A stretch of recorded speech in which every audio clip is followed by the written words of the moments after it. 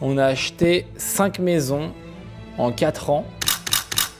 On en a revendu une. Et donc dans cette vidéo, on va aborder un sujet assez profond, en tout cas nous concernant, sur pourquoi on arrête d'acheter des petites maisons, entre guillemets, pour rénover et ensuite revendre. Parce que j'explique, les amis, à la base, le projet de cette chaîne YouTube, c'était d'acheter une maison, de la rénover et de la revendre. Il nous est arrivé pas mal d'aventures, positives, négatives.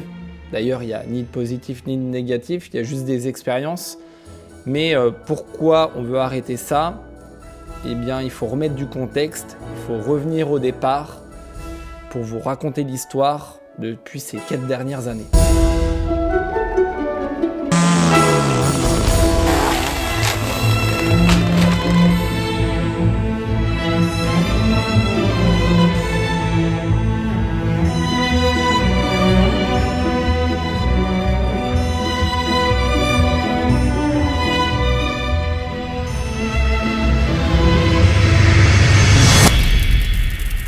Ouais, ça fait 4 ans du coup. 4 ans qu'on investit du coup dans l'immobilier. Mais il y a un truc que je me posais comme question. Imagine, on aurait investi depuis 4 ans, tu sais, dans tout ce qui est bourse, ETF, actions, tout ça. Bah oui. On en serait où aujourd'hui? Avec tout l'argent qu'on a investi, tu sais, dans les travaux, par exemple. On a dépensé des sous. Ouais, et je me dis, imagine, on l'aurait investi dans des ETF, par exemple. Est-ce que ça aurait été rentable comme l'IMO, comme ce qu'on a fait, tu vois? Bah c'est ça. Nous, on n'a jamais trop testé.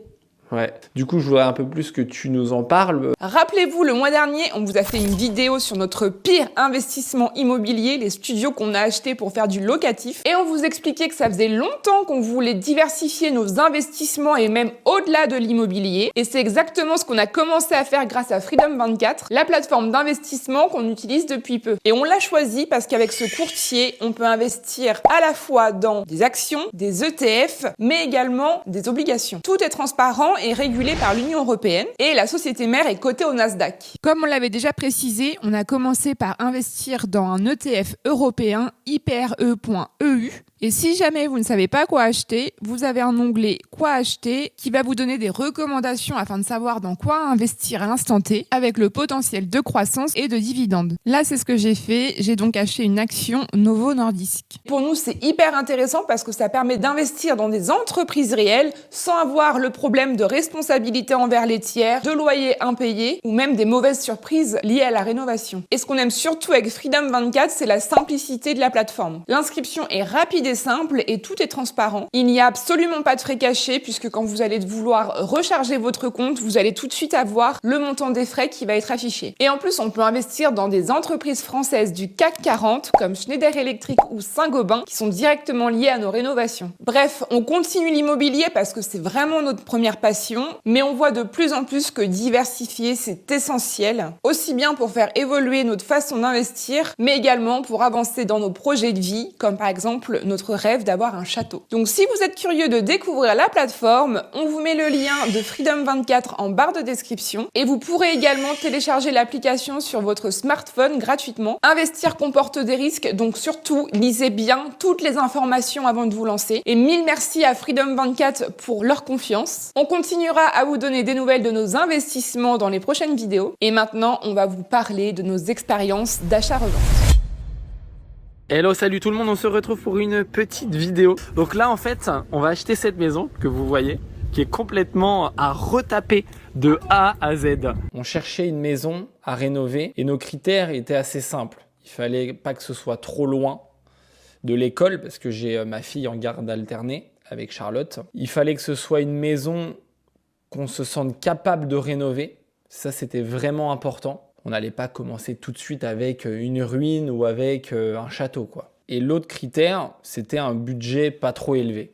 On a prospecté énormément sur Le Bon Coin, on en a visité énormément. Et c'est cette maison-là qui nous a choisis. Voilà, il y a tous les radiateurs et la tuyauterie est déjà propre et on va la réutiliser. Ça, c'est pas un mur porteur, mais on va le laisser. Au sol, c'est de la tomate tout partout, tout l'étage, donc on la garde. Par contre, on la garde. Il y a une couche énorme. À cette époque-là, quand on a commencé à faire les travaux, on pensait connaître déjà pas mal de choses, mais en réalité, on connaissait vraiment rien encore. Et on allait vite s'en rendre compte. Parce qu'il faut remettre un peu de contexte, hein. À l'époque, Charlotte, elle était clerc de notaire. Moi, j'étais dans le domaine de la vidéo, sur YouTube, mais nos situations professionnelles, clairement, elles ne nous plaisaient pas. On avait envie de changer.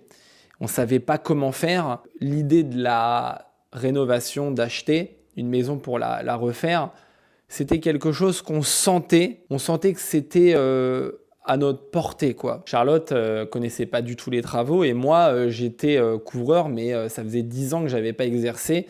Et en réalité, de la couverture, j'en ai fait que 2 ans. Donc, j'avais pas non plus une grande expérience dans le domaine. On partait avec ça, quoi. Bah, du coup, on l'a acheté, forcément. On a commencé à lister ce que nous, on allait faire et ce qu'on allait faire par des artisans, dont l'électricité. On ne savait pas si on allait casser un mur porteur ou pas. Enfin, c'était encore flou dans nos têtes, clairement, on était perdus. Mais on faisait beaucoup de choses au feeling et malgré tout, on le faisait avec le cœur. Même si au fond, cette maison, c'était pas la maison qu'on kiffe vraiment. Le choix de cette maison, il était par rapport à une certaine sagesse finalement, parce qu'on n'allait pas attaquer tout de suite une grande maison de maître. Parce qu'il faut savoir qu'à la base, nous, on avait eu un coup de cœur pour une maison de maître, mais qui était beaucoup trop chère. On ne se sentait pas capable de faire les travaux, quoi. Donc, on a fait venir un électricien, un plombier, et rien que l'électricité, c'était 12 000 euros, je crois. C'est le prix qu'il faut payer pour refaire l'électricité, quoi. On débarque du coup dans le village, on commence à faire les travaux et on aperçoit des anciens potes de l'époque de longue date, donc William et Manu, et Valentin aussi, parce qu'on s'était un peu tous perdus de vue. Et on se retrouve du coup sur le chantier, quoi. Ils viennent nous voir régulièrement parce qu'ils sont voisins, ils habitent à côté. Et du coup, on crée des liens et ils nous aident mais considérablement à rénover cette maison. Ils nous apprennent l'électricité, ils nous apprennent le placo, l'isolation, la maçonnerie. On a cassé le mur porteur, les amis. Les amis, on est en train de casser le mur porteur, je vous montre de suite. Ah, ça fait encore du gravat. Voilà. Ça fait beaucoup de gravat, hein.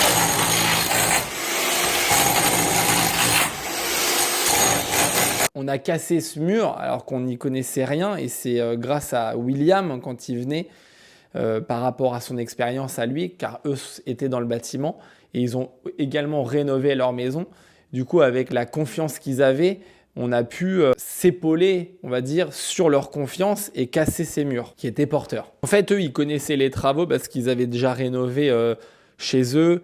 Ils avaient fait la maison de William, la maison de Manu, tout ça. Donc, ils étaient vraiment avec une expérience. Et on a profité en fait de leur expérience pour la retranscrire chez nous, quoi. Bah là, de toute façon, celui-là, il est mort, de toute façon. Eh mais sinon, pose la plaque et tu fais les trous après. Bah, franchement, c'est ce qu'il faut faire. Ouais. Bah oui, surtout que là, on voit au-dessus. Pourquoi t'as fait les trous avant? Bah, parce que je sais pas pourquoi. Les trous, Bah, c'est que c'est de ma faute, comme ça. Ouais, C'est trop vas-y, de grand, toute façon, on va la refaire. Et donc, c'est comme ça qu'on a réussi, en fait, à rénover notre première maison. Clairement, si on avait acheté une maison à l'opposé, on les aurait jamais rencontrés. Je sais pas ce qu'on aurait fait, mais en tout cas, la question ne se pose pas, puisque ça s'est passé comme ça. Et maintenant, on sait faire beaucoup plus de choses qu'avant, quoi. Je colle tout le temps mes rangs. Ah, tu les colles tout le temps? Ouais. Comme ça, tout seul, tu te fais pas chier et faire tout seul le rail. Ouais, voilà. Et après, tu le visses, quoi. Ouais. Ouais, t'as Faire raison. tout seul, c'est chiant. Ouais. Au moins, regarde, hop, Ouais, c'est vrai, t'as raison. tu mets 2-3 points de colle. Bon, faut de la bonne colle, hein. Faut pas de la colle de merde.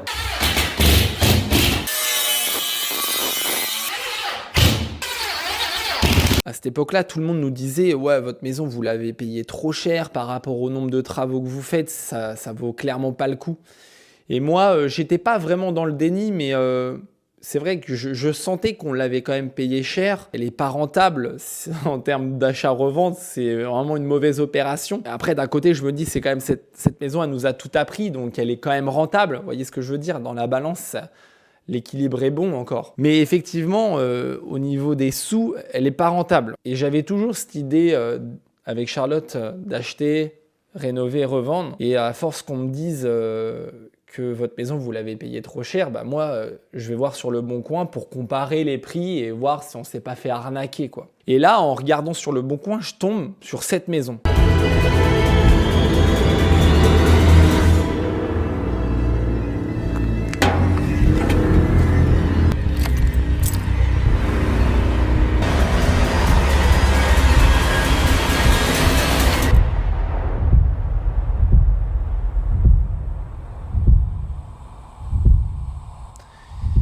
c'était pas prévu. Tout s'était bien aligné pour qu'on l'achète. Et étonnamment, c'est une maison qui ressemblait vachement à celle qu'on rénove. Vraiment, il y avait beaucoup de points similaires avec cette extension derrière, une maison normande aussi, la maison principale. Franchement, il y avait tellement de points communs. Et là, du coup, je me dis, mais en fait, celle-là, elle était tellement pas chère, cette maison. Toute notre expérience avec la première, tout le savoir-faire qu'on a, on va pouvoir le retranscrire du coup sur la deuxième. Et là, on va pouvoir faire une opération rentable. Donc effectivement, hein, c'est ce qui va se passer. Et là, à ce moment-là, quand on trouve du coup cette deuxième maison, les plans changent. Clairement, dans nos têtes, il y a tout qui chamboule. Là, on se dit, dans la première maison, on va pouvoir y habiter et on va pouvoir du coup faire cette première opération achat-revente avec cette deuxième maison. Du coup, avec tous ces mois de travaux qui passent dans cette première maison, on a appris tellement de choses grâce à eux, Valentin, la plomberie, William, il nous a appris la maçonnerie et l'électricité. Manu, il nous a appris aussi les bandes, le placo, l'isolation. Du coup, forcément, quand on attaque le deuxième projet, on est chaud, on a beaucoup plus confiance en nous. En fait, leur confiance s'est impactée sur nous et j'ai pu vraiment rénover cette deuxième maison tout seul avec Charlotte le week-end, avec beaucoup plus de confiance en fait.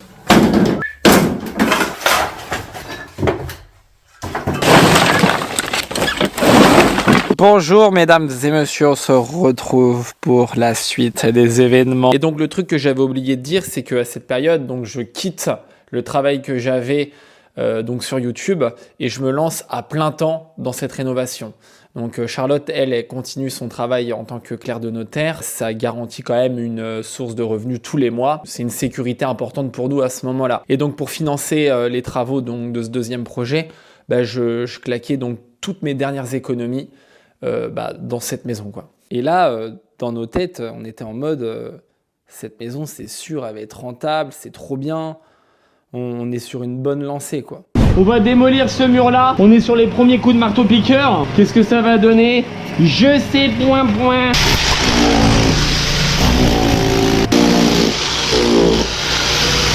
Alors sur cette deuxième maison, je dis pas que tout était parfait. On a eu des difficultés, comme sur la première, mais avec l'expérience de la première, clairement, c'était tellement similaire que ça s'est quand même déroulé quasiment comme la première, quoi. Il n'y avait pas d'embûches spécifiques concernant les travaux. Par contre, on commence à sentir à la fin de cette réno les embûches plutôt administratives. Et c'est là, clairement, le début des emmerdes. On va pas dire le début des emmerdes, mais on va dire que c'est là que va y avoir un point de bascule dans nos têtes pour cette raison qu'on ne veut plus acheter, rénover, revendre. Il s'est passé ce qui va se passer et qu'on va vous expliquer du coup dans la suite de la vidéo. Donc ça y est, on a acheté notre deuxième maison, on est au courant qu'il y a une mise en demeure de faire les travaux, mais c'est pas grave, on se renseigne, on nous dit qu'il n'y a rien de spécifique à faire. Bon, go, on fait les travaux. Bien évidemment, on se rend compte en détruisant les murs qu'il y a une grosse partie de mur porteur qui est complètement morte. On a carrément une fenêtre avec des colombages enfermés dans un mur avec toute l'humidité, etc. Et voilà, il y a une fenêtre derrière qui se cache. Oh, c'est énorme! Donc pas de souci, nous, qu'est-ce qu'on fait? On casse tout, on remet des poteaux neufs avec une bonne fondation, tout nickel. Voilà, on poursuit les travaux et on arrive au moment où il faut mettre en vente. Donc c'est parti, on met en vente, on met quand même 8 mois à trouver des acquéreurs, c'est assez long. On est avec 2 agences dont l'une est beaucoup plus réactive que l'autre, on va dire, et on finit par trouver nos fameux acquéreurs. Et donc il faut s'occuper de cette mise en demeure de faire les travaux, il faut la faire lever sur l'état hypothécaire pour qu'on puisse signer la vente en toute sérénité, et parce que de toute façon c'est obligatoire. Donc, qu'est-ce que je fais? Je me renseigne à nouveau. Et là, on me dit, vu que c'est l'ARS, l'Agence régionale de la santé, qui a initié cet arrêté, eh bien, il faut que je me retourne vers eux. Donc, moi, je les appelle. La nana me dit, par contre, vu que c'est vous qui avez fait les travaux, vous n'avez pas de facture à nous fournir, il va falloir faire une visite sur place. Pas de souci. Les amis, je tiens à faire cette précision quand même très importante, c'est-à-dire que Charlotte dit que nous n'avons pas de facture à donner à l'ARS. En fait, on n'a pas de facture par une entreprise, donc il n'y a pas de décennale. C'est-à-dire que si on avait fait faire les travaux par une entreprise, donc avec une décennale, tout ça n'aurait pas eu lieu. Voilà, cette précision est très importante à souligner car c'est suite à ça du coup que l'architecte a été mandaté. On prévoit la visite, elle vient, voilà, elle fait tout le tour de la maison, elle dit « Bah écoutez, super, je vous envoie le document très bientôt. » Super. Et là, il se passe quelques semaines, et finalement, je crois qu'elle me rappelle, ou elle me fait un mail, pour me dire « Voilà, on va pas pouvoir lever la mise en demeure de faire les travaux, puisque... on a constaté sur les photos avant-après qu'il y a un mur porteur qui était là avant et qui n'existe plus. » Alors eux, ils se basent juste sur une photo sans vraiment savoir ce qu'il y avait dedans, qu'est-ce qu'on a fait, n'importe quoi. Donc qu'est-ce qu'il faut faire? Ils veulent qu'on fasse valider nos travaux par un architecte. Donc ça, c'était absolument pas prévu. En plus, c'est en rapport avec l'administration française, donc on n'a absolument aucun délai. On nous dit ça... Un architecte agréé, c'est pas un architecte que nous on choisit, c'est eux qui mandatent un architecte. Voilà, parce que nous, ça arrive en plus fin mai au moment où les acquéreurs ont leur prêt et on va pouvoir signer plus tôt que prévu. Et bah c'est à ce moment-là en fait que on se rend compte que on peut même pas nous-mêmes faire venir un architecte puisque c'est un architecte désigné par l'administration française et agréé qui doit venir. Mais alors quand, comment? Et en fait, ils ont absolument aucun délai à nous fournir. Et moi, je fais que de les appeler.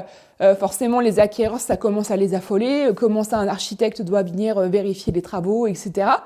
Voilà, sachant que cette histoire de mur porteur, ça n'était absolument pas l'objet de la mise en demeure initiale, puisque la mise en demeure, elle traitait surtout du problème de la toiture, de l'humidité avec les champignons, problème d'électricité avec l'eau, etc. Pas du tout en rapport avec notre histoire de mur porteur, en fait. Et du coup, nous, les murs porteurs, on les a pas abattus, on les a refaits. On a refait même de manière plus solide que ce qui était à l'origine complètement pourri. Voilà, donc il y a un peu incompréhension. Donc voilà, nous on arrive à un stade au mois de juin 2024, on s'en rappelle, on était sur la maison de maître à ce moment-là, on n'a plus de thunes pour continuer la maison de maître, on n'a absolument aucun délai de savoir quand est-ce que l'architecte va venir. On est censé signer au mois de juillet. Les acquéreurs, à tout moment, ils peuvent prendre peur. Et si le délai pour réaliser la vente est dépassé, ils peuvent se rétracter. L'architecte, on se dit, mais sur qui on va tomber? Ça se trouve, on va tomber sur quelqu'un qui va nous raconter n'importe quoi, qui va pas valider nos travaux. Et du coup, on va pas pouvoir lever la mise en demeure. Enfin, gros bazar. Donc, autant vous dire que le mois de juin, ça a été un des pires mois de notre vie. Et je pense que pour tous ceux qui nous ont suivis sur la maison de maître, on avait même fait une vidéo qui s'appelle « Coup de mou sur le chantier ». On était au bout de notre life pendant plusieurs semaines. C'était horrible. Donc, qu'est-ce qui se passe? L'architecte vient. Franchement, très juste, très sympa. On a passé plusieurs heures avec lui. Les acquéreurs, en plus, on voulait être présents, donc grosse pression. Et en fait, il s'avère que il a validé tous nos travaux. Il nous a évidemment fait signer des papiers pour un peu décharger sa responsabilité. Et on a pu signer en temps voulu, donc mi-juillet, je crois, quelque chose comme ça. Et l'architecte a bien spécifié qu'effectivement, cette histoire de mur porteur n'était pas du tout objet de l'arrêté de mise en demeure de faire les travaux. Et il a validé que tout était très bien fait. Il a juste dit oui de rajouter une petite mortaise à un endroit, ce qu'on a fait, on lui a envoyé la photo, il a rendu son rapport et nickel. Résultat du course, la vente est faite, on touche notre argent et là on se rend vite compte, c'est notre première opération, que l'achat-revente, l'achat-rénovation-revente dans notre cas, en fait ça vaut pas tellement le coup. Pourquoi? Puisqu'on se retrouve avec l'argent du notaire, on se retrouve à devoir déduire toutes les charges, à devoir également se dire qu'on a une grosse responsabilité de mise en jeu par rapport aux grosses œuvres. Et là, on fait les calculs et on se dit qu'en gros, sur une année, c'est comme si on avait chacun touché à un SMIC. Par rapport à tout le travail effectué, la responsabilité mise en jeu, il faut pas seulement prendre en compte la durée des travaux qui était de 9 mois, mais après, on a mis 8 mois à trouver des acquéreurs, il y a eu 3 mois supplémentaires pour signer la vente définitive. Donc, si on fait le calcul, et toute la responsabilité derrière nous, franchement, on se rend compte que ça vaut pas le coup. Et vu que nous, on était vraiment partis sur des opérations d'achat-revente, on se dit, mais en fait, c'est pas ça qu'on kiffe. Notre objectif, nous, c'est vraiment de redonner vie à des bâtiments qui sont en train d'être en ruine totale, quoi. J'ai juste oublié de parler, c'est par rapport au notaire qui parlait, tu sais, de n'importe quoi. Il disait que c'était un arrêté de péril, alors que pas du tout. Et les notaires ne nous ont pas aidés dans, dans cette opération et ont même fait beaucoup plus flipper nos acquéreurs. Notamment en disant que c'était un arrêté de péril, alors que non, ce n'était pas un arrêté de péril. L'arrêté de péril, ça empêche carrément de vivre dans le bien. Et là, c'était juste un arrêté de mise en demeure de faire des travaux que le précédent propriétaire n'avait pas effectué, quoi. C'est bien. C'est très bien. Là, les amis, après ce coup de pression administratif, ça nous fait vraiment réfléchir sur la manière dont on fait les travaux. Ça nous a encore plus amené vers le chemin de la perfection, encore plus faire des recherches pour bien placer les matériaux, pour faire le moins d'erreurs possible, etc. Ça nous a remis en question sur aussi la rapidité, s'il faut aller vite ou pas. Des fois, il faut prendre le temps. Enfin voilà, c'est vraiment un ensemble qui fait que il faut vraiment faire les choses avec conscience et vraiment bien faire les choses, aller jusqu'au bout du détail. Et c'est ça que ça nous a appris, quoi. Et donc du coup, pendant les travaux de cette deuxième maison, nous avec Charlotte, on rêve toujours de maison de maître à ce moment-là. C'est vraiment le type de bâtiment qui nous fait rêver, mais on n'arrête pas de se dire que c'est des maisons, même en ruine, elles coûtent cher et elles sont pas rentables et c'est extrêmement difficile à trouver et tout. Elle va quand même voir sur le bon coin comme ça, et là elle tombe sur cette maison, quoi. T'es belle, ma petite femme. Ah, bah ça c'est gentil. Ouais, t'es vraiment la plus belle des femmes de la Terre. T'es ma femme à moi. Voici le nouveau projet, donc il est là. Vous voyez ? Non, c'est pas ça. Projet. Ça, c'est un projet sur long terme. C'est très différent donc de nos deux premières maisons qui étaient des maisons normandes. Et là, on passe sur une maison de maître. Et là, on se dit c'est pas possible, le prix c'est une arnaque, il y a un truc quoi, ou c'est un viager, on n'en sait rien. Franchement, on est choqués. Du coup, forcément, on appelle l'agent immobilier et direct, on va la visiter. Quand on voit le truc, ça nous déclenche, les amis, un vrai coup de cœur. Mais vraiment, quoi, on se dit ça, on veut que ce soit notre maison, quoi. On veut habiter dans cette maison et on veut la rénover. On veut expérimenter quelque chose de grandiose avec cette maison. C'est la passion là qui parle. C'est plus du tout l'achat-revente. Donc forcément, on n'avait pas un rond à ce moment-là. Même si on n'a pas d'argent, on fait une offre. On dit en plus qu'on l'achète cash. On dit non, mais on a l'argent, on va l'acheter cash et tout. Alors qu'on n'avait pas un rond. Par contre, voilà, on n'a pas fait ça non plus inconsciemment parce qu'on avait donc Charlotte a son appartement et moi j'avais un appartement en location au Havre et du coup on a vendu ces appartements-là et ça nous a permis de financer cette maison cash. Voilà. Mais on a quand même un petit peu joué à ce moment-là. On ne savait pas si on allait réussir à vendre nos appartements, combien on allait les vendre. Et il s'avère qu'on a eu la somme pile poil, les amis. Avec les frais de notaire, on était vraiment pile poil. À 2000 € près, on était dans les clous, quoi.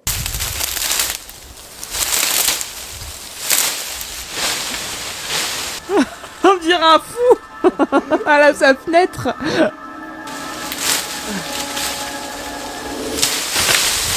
Oula, ça va?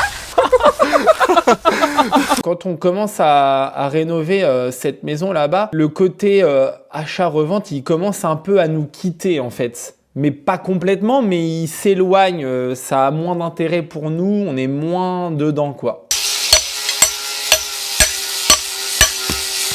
Déjà, dans un premier temps, on va les poser à froid et faire les coupes d'angle.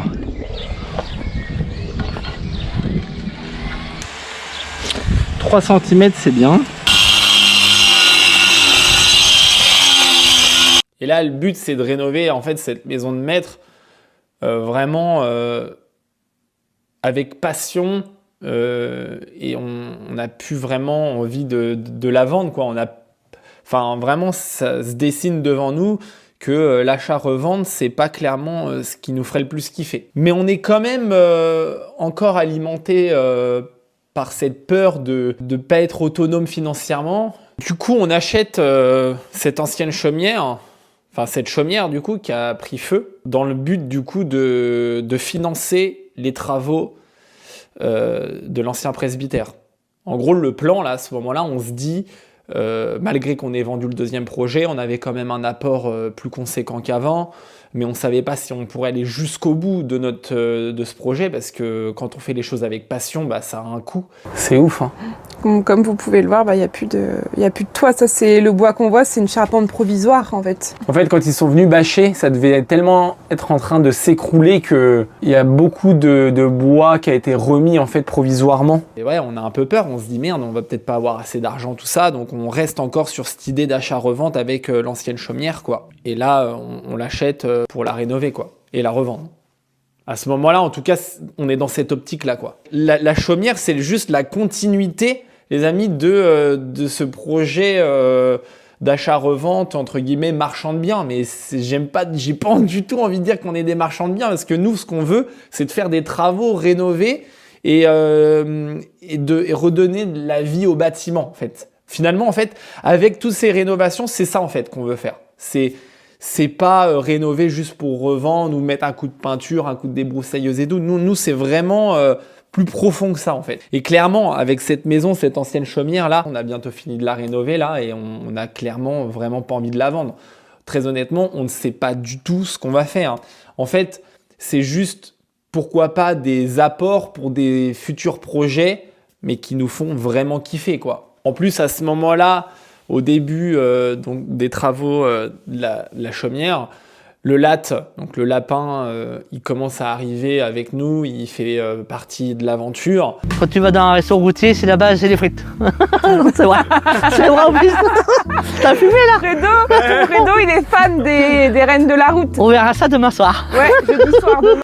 Et pareil, c'est aussi un élément qui fait qu'on kiffe la réno, c'est de partager ça avec quelqu'un comme Fredo, qui est là tous les jours pour nous aider, pour participer au projet. Et lui, avec Fredo, c'est une relation qui est aussi plus profonde que d'enchaîner des chantiers, tout ça. C'est de prendre le temps sur chaque chose, c'est de ne pas être dans la rentabilité tout le temps, pas tomber dans cette précipitation. C'est une course contre la montre infernale sinon. Et en fait, avec le latte, ça nous a aussi amené sur ce chemin de tranquillité, quoi, en fait. Donc du coup, forcément, on met en pause les travaux de l'ancien presbytère parce que c'est tellement gros. Enfin, c'est tellement gros. C'est déjà un peu plus gros qu'une maison normale. Donc on se dit comment on va faire pour financer les travaux parce que la vente du deuxième projet n'était peut-être pas assez conséquent. Enfin, on savait pas trop, on n'avait pas vraiment budgétisé en fait. Du coup, on s'est dit cette ancienne chaumière, on va la rénover pour la revendre, pour financer en fait les travaux de la maison de maître. Mais vous voyez, comme le cheminement il se fait, du coup, nos stratégies, nos envies changent et clairement, on n'est plus du tout dans les mêmes dynamiques. Il y en a, ils pourraient se dire, mais ils sont tarés de dépenser une telle somme dans une finition.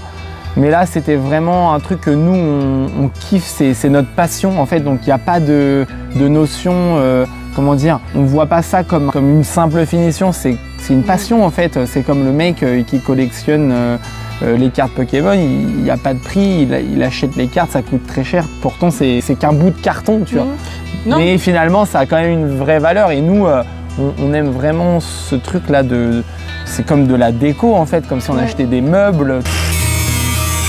On n'est plus du tout dans les mêmes dynamiques et il y a aussi à ce moment-là, au début des travaux de cette ancienne chaumière, on commence les partenariats sur YouTube. Donc toutes les sponsors, les pubs qu'on fait au travers les vidéos, et bien ça en fait, ça nous permet de vivre, ça nous fait comme des salaires.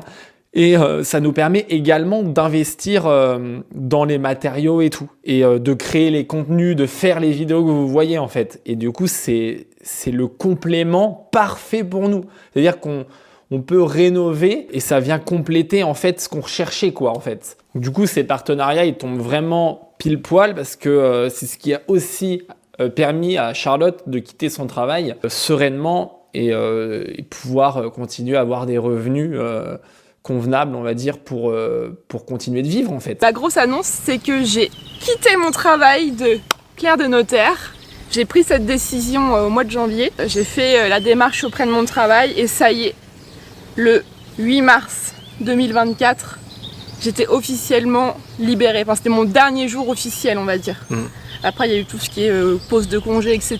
Mais c'était vraiment la fin du travail. Et pour bien comprendre que pour nous, c'est quand même un truc qui nous excite à mort, c'est quand même, ça fait 3 ans qu'on attend ce moment-là Ouais. et qu'on savait pas comment faire, on savait pas qu'est-ce qu'on allait faire, on savait qu'on voulait faire une activité en commun tous les deux et gagner notre vie, on va dire, en travaillant ensemble, mais on savait pas dans quoi, tout ça et tout. Et du coup, après, on a acheté notre première maison, on a rénové, on s'est dit, bah, c'est ce qu'on voudrait faire. Après, là, on a commencé avec la deuxième à Notre-Dame. Naturellement, bah, avec du temps quand même, au bout de 2-3 ans quand même, enfin 2 ans, je vais dire, de rénovation de maison, on s'est dit, oui, c'est ça qu'il faut qu'on fasse.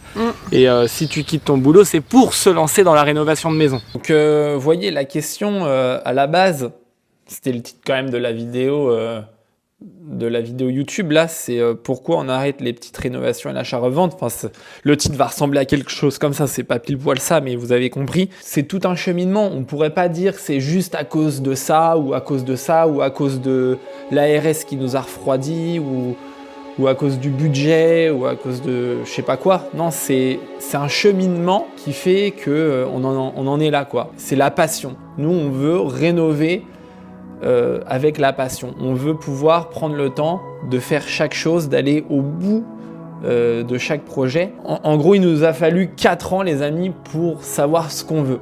Voilà. Et on sait aussi que sur YouTube, plus le projet est gros, plus c'est volumineux, plus c'est immense, plus ça marche. Voilà, on va pas se mentir. Et aussi, nous, c'est ce qu'on aime faire. Donc plus il est grand, plus il est détruit, plus c'est ce qu'on kiffe. Donc je me dis, ça tombe très bien en fait.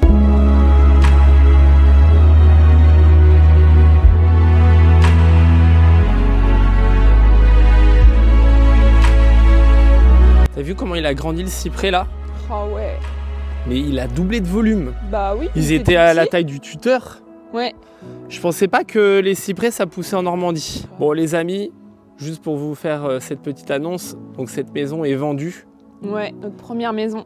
Notre première maison, on n'a pas encore signé la vente définitive. Il serait vraiment temps. Du coup, nous payons quand même le prêt encore ici. Et puis, on va récupérer, on va dire, un petit peu d'argent qu'on a investi. Et il serait vraiment, sincèrement temps, parce que là, les amis, pour finir donc la chemise, ça va être extrêmement chaud. On a vraiment plus un rond. Il va falloir se serrer les coudes, crack. Ouais.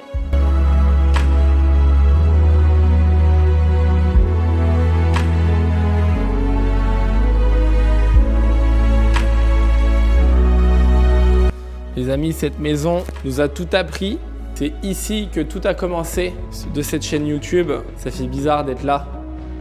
On vient vraiment pas souvent. On est venu quand même toute la saison entretenir pour garder les espaces extérieurs propres. Voilà, après on est vraiment content de vendre cette maison. Franchement, il n'y a aucun regret. Tu sais, c'est un peu nostalgique, mais je veux dire, on va pas pleurer quoi. Non, bah en plus ça fait 1 an qu'on a déménagé là. Cette maison, c'est vrai, c'était vraiment pour nous comme une école, une formation. C'est ça.